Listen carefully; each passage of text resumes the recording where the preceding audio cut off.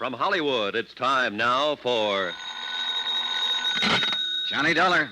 Jim Carter, Johnny. Hi. How'd you make out with Hillary Franks? The agent who sold the policy? He's worried, he's scared, and he's already doing everything wrong. I left him about an hour ago to think things over. Ah, Mrs. Kennedy's fighting back. What do you mean? Her lawyer served notice on us an hour ago to pay up on the policy or else. Just a bluff. Yeah, but this wasn't. She got a court order and made the coroner release her brother's body. She took it right to the crematorium. Exhibit A is a pile of ashes by now. Uh-oh. Her next step is to contact the State Insurance Commission and have them order us to pay off or show cause. We'll have to act fast. Maybe I better go back to see Mr. Hillary Franks.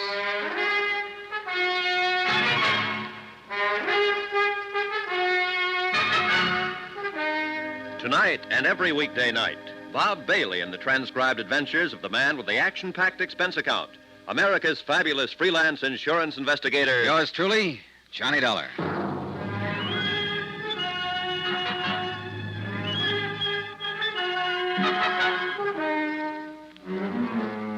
Expense account submitted by Special Investigator Johnny Dollar. Location, Tucson, Arizona.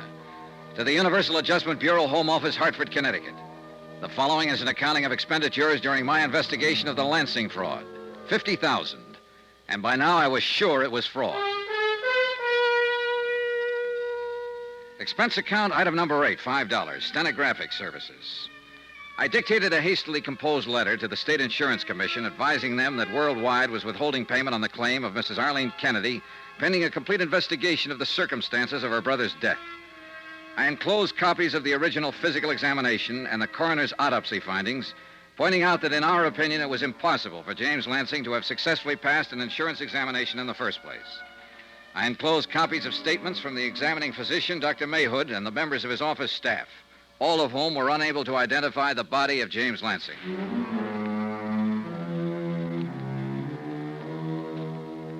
Expense account item 9, 52 cents, postage. I sent the letter to the state capitol special delivery in the hope it would arrive there before Mrs. Kennedy's lawyers took the anticipated action. After that, I drove back over to the office of Hillary Franks. He was the same as I left him an hour before. A little shaken, but still unable to realize quite what was happening. Yes, Mr. Dollar? Mr. Franks, I wonder if you've got anything to say to me. Nothing, Mr. Dollar. I was hoping you might want to make a statement. Oh? About what? Mrs. Kennedy's attempting to defraud your insurance company? I don't know what you're talking about, Mr. Dollar. I sold her brother an insurance policy. I don't even know Mrs. Kennedy. There are a lot of things about this you say you don't know. Do you want me to lay it on the line? If you like. All right. Someone else had to take that physical examination for James Lansing 2 years ago. I think you arranged for someone to do it, or you helped Mrs. Kennedy arrange it. I think James Lansing was insured on that basis. I think he was insured with a clean intent to defraud. Lansing's health wouldn't permit that kind of insurance. Right now, our Los Angeles men are looking into Lansing's activities there. Somewhere along the line, they're going to turn up a medical history that'll show Lansing was already dying when he came to Arizona 2 years ago. Now, do you have anything to say, Mr. Franks? No. I think you're being very foolish. If it isn't clear how serious this can be with you, it's noted that you arranged for Lansing's physical examination. There's nothing incriminating in that. How well do you know Dr. Mayhood? Oh, slightly. The physician is supposed to be an impartial third party. When a client has to be examined by a physician for insurance purposes, I send him to Dr. Mayhood. That's all. Dr. Mayhood sends me a Christmas card every year. I sent James Lansing to him. Just like any other? Just like any other. Oh, you worry me, Mr. Franks. You don't object to my questions or get ruffled when you're caught lying. I've given you time to think and time to make a statement regarding your part in this matter. I resent all this, Mr. Dollar. I've been an insurance broker for a good long time, and no one has ever questioned my integrity. And I think that's what you've been banking on, Mr. Franks, your reputation. Well, I've been questioning it ever since I got here, and I still question it. You couldn't have known James Lansing without being aware of his drinking habits. I'm sorry for you, Franks, but there had to be collusion here with the beneficiary, Mrs. Kennedy. And you're the logical party. Dollar... You arranged for someone else to take that examination for Lansing, somebody who could pass it. Now, I've given you a chance to talk to me, but you refuse. Now we'll see how you like talking to the police about it.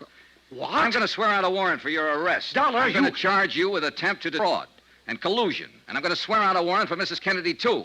You're going to jail. Oh!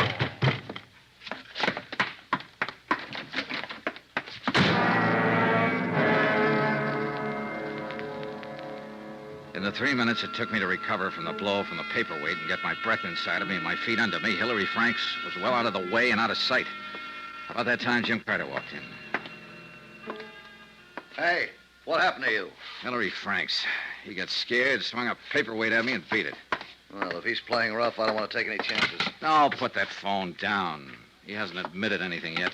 Smacking you on the side of the head is admittance enough for me. No, I want a statement. I think I can get one. You have to find him first, and he's running. He won't run far, Jim. What makes you so sure? Hillary Franks doesn't know how to run.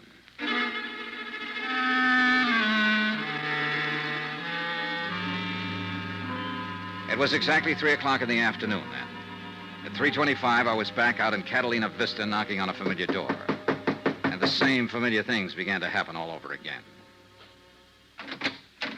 What do you want? I'm here to tell you about the trouble you're in, Mrs. Kennedy. Hillary Franks gave it all away. Gave what away? Who's Hillary Franks? What are you talking about? About that insurance policy that was written up and issued in your brother's name. You're the one who stood to gain most by your brother's death after having someone else take an insurance examination for him. But you had to have help to pull it off. Hillary Franks helped you. For what reason or how you got him to do it, I don't know. But I do know a man with a 17-year record as insurance broker is ruined. You're crazy. I don't know anybody named Hillary Franks. Now get out of Oh, here. stop it, will you? I told him how he stood in this matter a half hour ago, and he socked me with a paperweight and beat it. I've had about enough But of he you, isn't going to Mr. run far. Principally because he doesn't know how to run, Mrs. Kennedy. He'll cool off, and he'll begin thinking about all this business in a new light. A few minutes ago, it dawned on him what he'd done. He'd kicked his whole lifetime right out the window. He'd been found out. He's lost all around. And he's going to be mad about that. And you're the one he's going to be mad at because you got him into it. I told you, I don't know anybody named Hillary Franks. That's the last time I'll say it. He'll probably want to kill you, Mrs. Kennedy. What? I said he'll think about all this, and he'll probably want to kill you. Do we talk now? I don't see why. I've done nothing wrong. Who did you get to take that physical for your brother? I don't know what you're talking about. You got your brother drunk enough to sign the insurance papers, didn't you? I had nothing to do with my brother taking out life insurance and naming me his beneficiary. That was his business. Now that he's dead, it's my position to receive the payment. That's all. Okay, Mrs. Kennedy. We'll get it all from Hillary Franks. Yes, why don't you do that? In the meantime, I hope you sleep well, knowing what you've done. You'll never be able to prove any of these things you're saying. Never.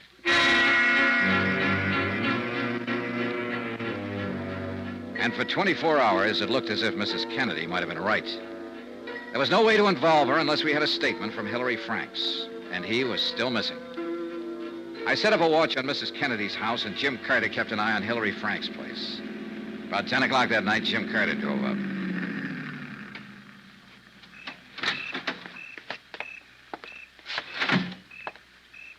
Hiya. Hi. Any action? No. Mrs. Kennedy's been in all the night. No one showed up. Mm-hmm. How about Frank's place? No. No one there when I left an hour ago. You'd think he'd come back for a suitcase or some money or something. Yeah. Hey, Johnny, Mm-hmm. I called in the police. Oh. In the name of Worldwide, I filed charges of attempted fraud and collusion against him. They issued a warrant half an hour ago. He's on an APB and all the local bulletins. Well, I suppose you had to do it, Jim. Yeah, we'll let the police handle this part from now on, huh? How about Mrs. Kennedy? We'll keep an eye on her, too. Did you file any charges against her? Not yet. We need a statement from Franks. Jim. Yeah? What would you do if you were Hillary Franks? Try to grab an airplane. Maybe go down to Nogales, cross the border. Look up a friend, borrow some money.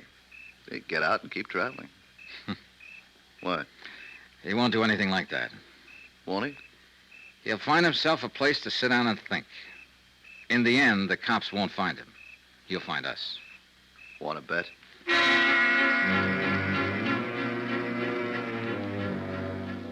By the next morning, the police had still been unable to locate Hillary Franks.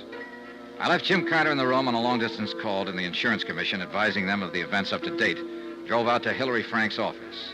I noticed 2 police officers loitering across the street as I walked in the front door.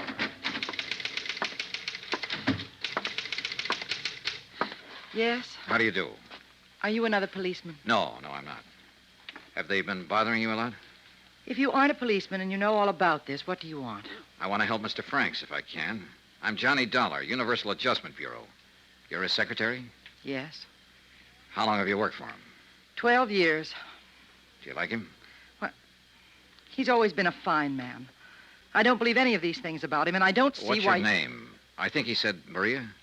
Maria Vano. Maria, I'm not going to ask you any questions about Mr. Franks. I know enough about him now for my purposes. The rest he can tell me himself. Maria, I may be able to help him stay out of jail. I can do that if I talk to him. Well, how My name's Johnny Dollar. I'm at the Pioneer Hotel. Remember that. But Mr. I Dollar... don't know whether he's phoned you yet or not. A man like that's going to need help, money. I'm not asking you if he's contacted you. But listen to me carefully. If he does phone you or contact you in any way, ask him to phone me. If you ever respected him or if you want to help him now, please ask him to telephone me. Thanks.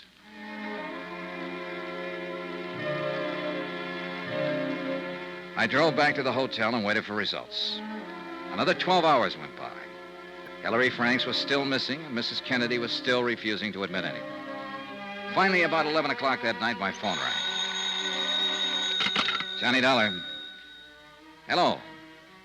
This is Hillary Franks. Where are you? Never mind. Dollar, they know all about me back at the home office, I suppose? Yes. I'd like to explain some things to you so you can pass them on. I'd like the people back there to know why I did it. And, well, before I leave town... You won't get far. The police are looking for you. Oh, I can get away all right. Mr. Franks, Worldwide doesn't want to prosecute. The notoriety would be bad for them. If you'd make a statement, sign it, I think I could talk them into dropping the whole matter. Maybe we'd better get together. Come on over. Oh, no, I'm not that crazy. Do you know how to get to the San Javier mission? I can find it. In 15 minutes? Right. And, Dollar? Yeah? It's right out in the open. If you bring the police, I'll use a gun. I bought one this morning. All right, Mr. Franks.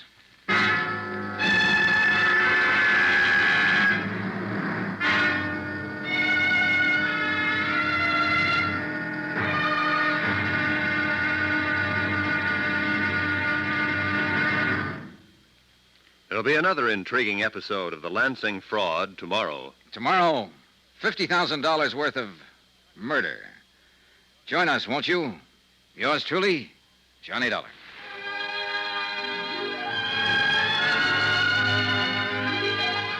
Yours truly, Johnny Dollar, starring Bob Bailey, is transcribed in Hollywood. Written by John Dawson, it is produced and directed by Jack Johnstone.